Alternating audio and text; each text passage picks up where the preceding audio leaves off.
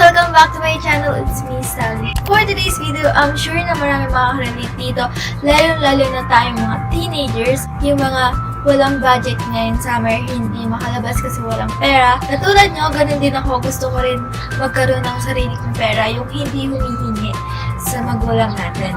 So, paano ba tayo magkakaroon ng sarili nating pera? So, ituturo ko sa inyo kung paano, or i-share ko sa inyo kung paano ba ako nagkakaroon ng sarili kong pera as a teenager. Hindi naman siya malaki, hindi naman sobrang taas like that. Yung, pambili lang ng gusto ko, like, pagkain, damit, ganun. So, first, ito, usong-uso to ngayon. Siyempre tayo, mga teenagers, lagi tayong tutok sa phone natin. And hindi natin namamalayan na pwede naman tayo magkaroon ng pera by just using our phone. Ang kailangan nyo lang is your phone and your stuffs na hindi nyo na ginagamit. An example nun is a pre-loved stuffs. Pre-loved means gamit, clothes, or anything na hindi nyo na nagagamit. Naisip nyo na gusto nyo ibenta like that. You just need your phone and then gagawin nyo lang, you will take some photos ng stuffs na gusto nyo ibenta. For example, this case. I want to buy a new one.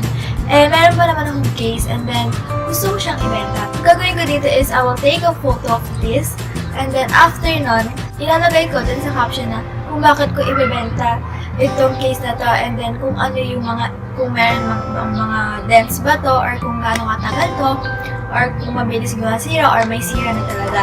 And then, ayun, mag-aantay ko lang kung sino gusto bumili.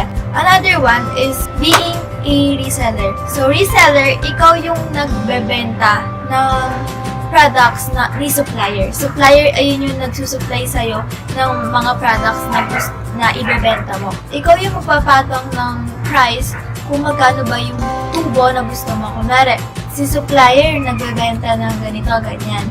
And then, binenta nyo to na 50 pesos. So, ikaw, kung alam mong mabenta to, so, syempre, lalakihan mo or depende yan sa tubo mo. Kung gusto mo, 5 pesos yung tubo per piece.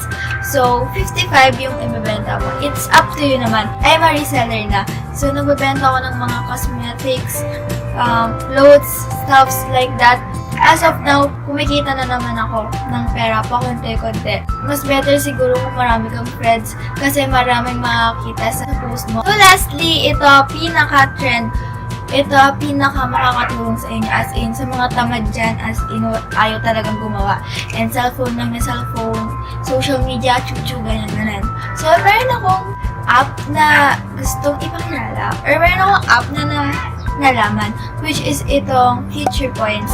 FeaturePoints is basically you just need to download an app na pinapa-download ni FeaturePoints and then use it to 2 to 3 minutes and then after nang bumalik ka sa FeaturePoints na app and then yan, magkakaroon ng points. It's either 50, 10, anything.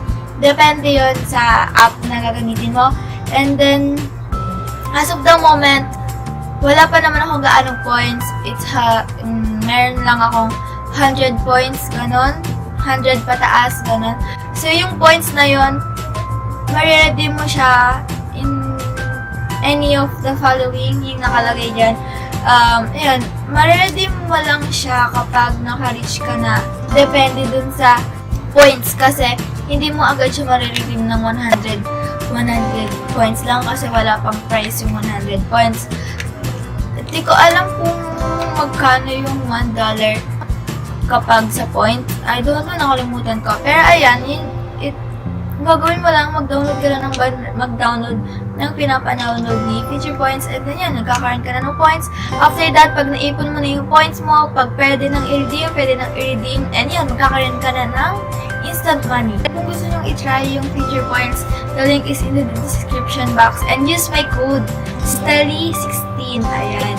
So, kapag ginamit nyo yung Stelly16 na code, magkakaroon kayo ng 10, I think, 10 points, free 10 points, o diba?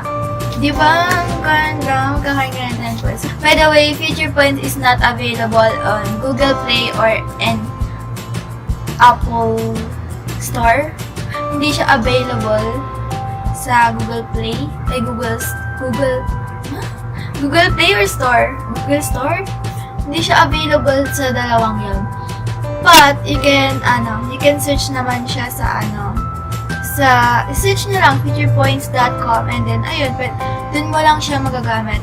Dun mo lang siya makikita, pero wala siya as in sa Google Play and Apple Store.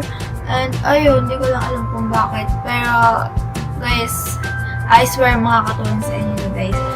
So, yun lang, guys. Basically, that's all of it. Sana nakatulong ako sa inyo. Yun lang, guys. Thank you for watching, and I hope you like this video.